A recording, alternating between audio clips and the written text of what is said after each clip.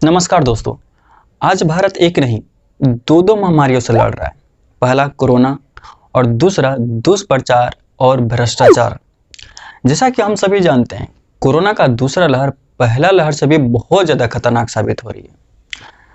Corona हमारे शरीर पे कैसे इफेक्ट करता है और क्या दुष्प्रचार एवं भ्रष्टाचार हो रहा है, आइए जानते हैं आज की इस वीडियो में।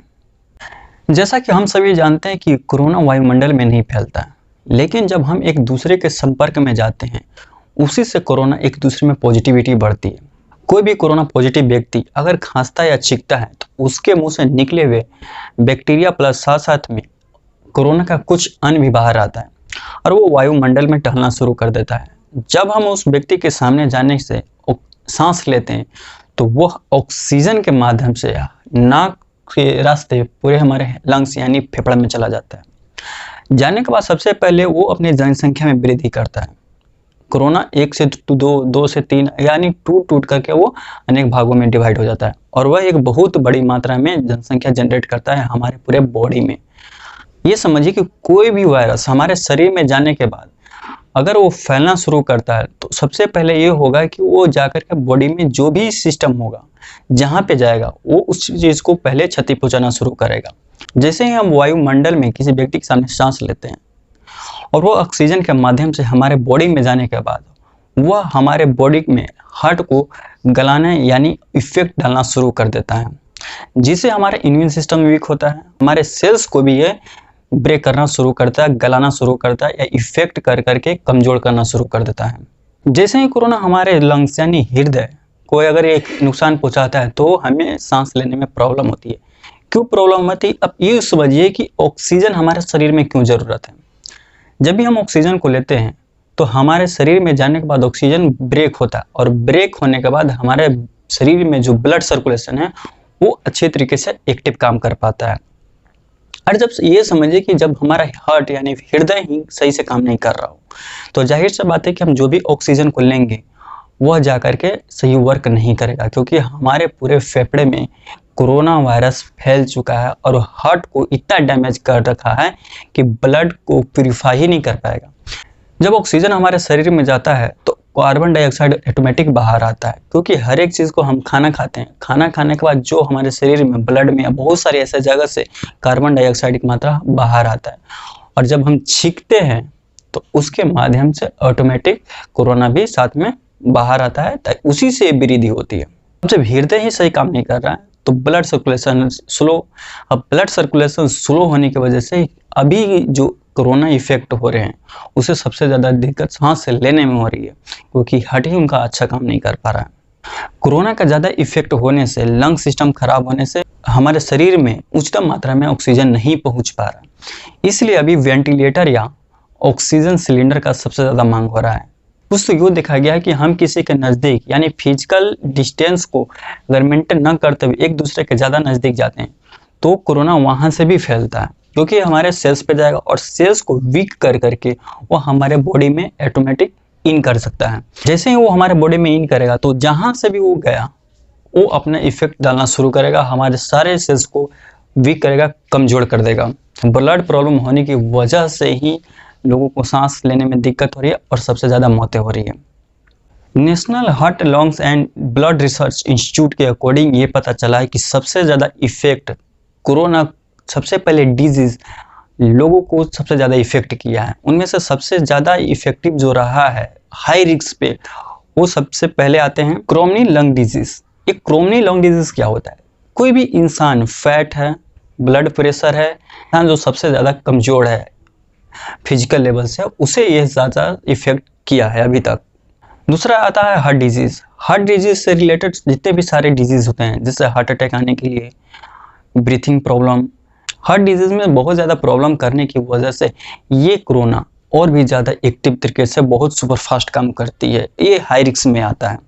और थर्ड नंबर पे आता है ब्लड डिजीज़। जो भी इंसान को ब्लड से रिलेटेड प्रॉब्लम है, जैसे ब्लड में कुछ पॉइजन हो, ब्लड में कुछ खराबी हो, ब्लड नेगेटिव हो, यानी ब्लड से रिलेटेड जितने भी प्रॉब्लम होते हैं उस इंसान को ये सबसे ज़्यादा ये 3 बीमारियां जिसके पास अभी है उस पर हाई रिस्क पे सबसे ज़्यादा इफेक्ट किया है कोरोना। कोरोना डिजीज से बचने का उपचार मात्र यही है कि नियमित समय से हैंड को, अपने हाथों को साबुन से धोते रहें। सोशल डिस्टेंस यानी आप किसी के फिजिकल कनेक्शन से डिस्टेंस बनाकर रखें, ज़्यादा भीड़ भाड़ वाले इकट्ठे में ना जाएं। अच्छी तरीके से मास्क को पहने और सैनिटाइजर का यूज करते रहे। 6 फीट की दूरी को मेंटेन रखें। इससे बेहतर अभी और कोई इसका दवा नहीं है। हाँ, वैक्सीन आया है, लेकिन वैक्सीन से ज़्यादा इफेक्टिव रेशियो आपको सबसे ज़्यादा मिलेगा सोशल डिस्टेंसिंग से। को एक्टिव होने में कम से कम 28 दिनों का समय लगता है, उससे भी ज़्यादा लग सकता है। सही समय पर वैक्सीन दिया गया तो, नहीं तो अभी सबसे बेहतर उपाय है कि आप अपने आप को प्रिकॉशन दें घर में रह करके। जब हम ऑक्सीजन को लेते हैं वायुमंडल से, तो उसके साथ साथ बहुत सारे ऐसे कण चले जाते हैं जो अनुपयोगी होते हैं। वो फिल्टर का काम हमारा हट करता है, जिसे लंग्स, फेफड़ा भी बोलते हैं। वो इफेक्ट करना शुरू कर देता है। जैसे में पहले आपको इफेक्ट करता है हार्ट को, उसके साथ साथ सेल्स को, उसके साथ डाइजेस्टिव सिस्टम को, उसके साथ साथ वीर को, यानी बहुत सारा ऐसा सिस्टम जो हमारे शरीर में होते हैं, वो सबको डीएक्टिव करने में ये काफ़ी मददगार। उसी वजह से जब हमारे शरीर में जो भी एक्शन पॉइंट्स है वो इनएक्टिव हो जाए किसी एक वायरस की वजह से, तो जब तक उस वायरस का निदान नहीं हो सकता, वो सिस्टम हमारा एक्टिव रूप से काम नहीं करेगा। आप यूँ देखिए कि पिछले बार जो भी कोरोना आया था, उस समय सिर्फ 2400 मीट्रिक टन का ही डिमांड बढ़ा, लेकिन सेकेंड वेव में, दूसरे लहर में कोरोना का डिमांड 8800 पहुंच गया, यानी 3 गुना, लगभग 3 गुना यह पहुंच चुका है डिमांड में। वैसे देखा जाए तो इंडिया का पास कैपेसिटी है, एक दिन में 7000 मीट्रिक टन जनरेट होता है ऑक्सीजन हमारे इंडिया में कई प्लांट के माध्यम से, जैसे टाटा स्टील, बहुत सारे ऐसे गैस स्लॉ स्टील है जो कि ऑक्सीजन को प्रोवाइड करते हैं, अपने ऑक्सीजन को रोक करके वो देश की सेवा में दे रहे हैं। जैसे कि हमने पिछले ही वीडियो में इस चीज़ को डिस्कस किया कि मेडिकल ऑक्सीजन कैसे बनाया जाता है। यदि आप उस वीडियो को अभी तक नहीं देखें तो जा करके जरूर देखें कैसे मेडिकल ऑक्सीजन बनाया जाता है लेबोरेटरी में 3D एनिमेशन के द्वारा। उस वीडियो का लिंक आपको आई बटन में मिल जाएगा। इतनी मात्रा बढ़ने के बाद पिछले साल गलती ये हुआ कि किसी ने भी ऑक्सीजन के ऊपर ध्यान नहीं दिया कि आने वाले समय में ऑक्सीजन की बहुत बड़ा किल्लत होने वाली है। दोस्तों, आपने कुछ दिन तो पहले ये तो जरूर सुना होगा कि इंडिया से बाहर के देशों में वैक्सीन भेजा गया है वहाँ के जरूरतमंद लोगों को देने के लिए। आप इसे क्या कह सकते हैं, एक बेवकूफ़ी नहीं कहा जा सकता है, क्योंकि हमारे देश में अभी तक टोटल लगभग 15 करोड़ ही वैक्सीनेट किया गया है लोगों को, और आज भारत की जनसंख्या 1 अरब 35 करोड़ से ऊपर हो चुकी है। आप ये बताइए कि अपने घर को जला करके दूसरे को रोशनी देना ये कहाँ का बड़कपन है। यानी ये मोदी सरकार ने खुद ये कुछ ही दिन पहले, यानी हो सकता है कि 1 महीने या 2 महीना पहले ही यहाँ से बाहर को वैक्सीन भेजा गया, और आज ये नौबत आ गया कि हमें वैक्सीन के लिए दूसरे देशों के पास हाथ फैलाना पड़ रहा है। दुनिया का सबसे ज़्यादा मेडिकल दवाइयाँ जो इंडिया में बनाया जाता है और यहाँ से बहुत सारे देशों में सप्लाई किया जाता है। आज ऐसा कंडीशन ये है कि हम दूसरों से मेडिकल बनाने के लिए, यानी दवा बनाने के लिए कोरोना का सहायता ले रहे हैं। पहले ऑलरेडी मेरे पास था, लेकिन हम उस चीज़ को दे दिए, फिर अभी हमें खुद जरूरत पड़ गई।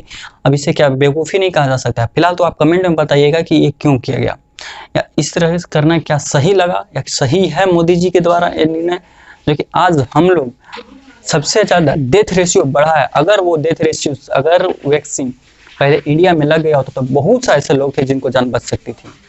तो ये था भ्रष्टाचार, और बहुत सारे ऐसे जगह रैलियाँ हुई जिसका कोई अल्लाह अता पता नहीं। अभी बंगाल में कोई पता नहीं है, लेकिन कुछ दिन के बाद देखिएगा कितना रेशियो बढ़ेगा। कुछ दिन में लॉकडाउन भी लगेगा, क्योंकि चुनाव खत्म होने वाला है। पहले मोदी जी को ऊपर ट्वीट किया गया था कि आप ये गलत किए दूसरे जगह वैक्सीन को बेच करके, या फिर आप इस तरह का डिसीजन कैसे ले सकते एक देश के प्रधानमंत्री को होने की वजह से। तो फिलहाल आज की इस वीडियो में इतना ही। अगर हमारी वीडियो पसंद आई हो तो लाइक करके शेयर जरूर कीजिए, ताकि ये पता चल सके कि 3D एनिमेशन के द्वारा हमारे शरीर में कोरोना कैसे इफेक्ट करता है। कमेंट करके ये जरूर बताइएगा कि कैसा लगा वीडियो, और ये मोदी जी जो डिसीजन लिए थे क्या ये सही था या गलत था, कमेंट करके जरूर बताइएगा। हमारे चैनल पे नए हो तो सब्सक्राइब करना मत भूलिएगा। मिलते हैं अगले वीडियो में, तब तक के लिए धन्यवाद।